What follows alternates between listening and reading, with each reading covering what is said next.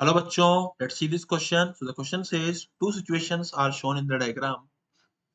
The first one is यहाँ mg इधर आएगा थीटा k1 and इधर m k2 and all. The tension in the spring is in case 1 is represented by the tension 1 and tension in the spring is case 2 is represented by tension T2 and k1 is not equals to k2.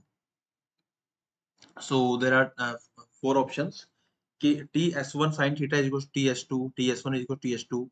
Extension spring 1 is in case 1 is less than the extension spring in case 2 and यहाँ पे अलग अलग बोला गया. तो first of all we will write the key concept that will be used here in this question. So what is the key concept? The key concept is what?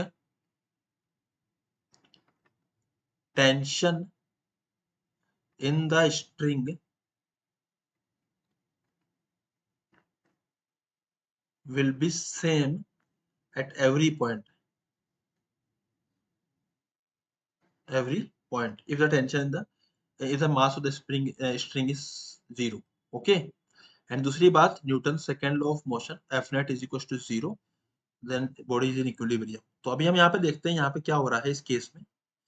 पहले case में नीचे की तरफ लगेगा m है तो नीचे लगेगा mg. तो जो टेंशन आएगा यहाँ पे वो आएगा लेट सपोज t.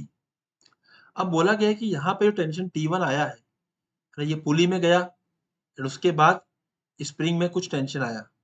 तो एक्चुअल में स्प्रिंग और पुली एक ही सीरीज से बंधे हुए हैं. तो जो यहाँ पे टेंशन आएगा TS1 एंड ये TS1 ही T1 के बराबर होगा एंड यही मेरा mg के बराबर होगा इस पर्टिकुलर केस में. ठीक है. अगर मैं बात करूं स्ट्रेट केस वाले की,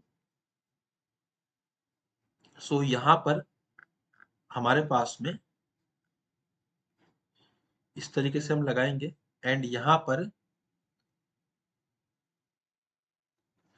इसमें नीचे लगेगा mg, ऊपर लगेगा टेंशन T2 और यहाँ T2 आएगा तो इसका मतलब जो T2 है वही मेरा TS2 के बराबर है एंड वही मेरा mg के बराबर है.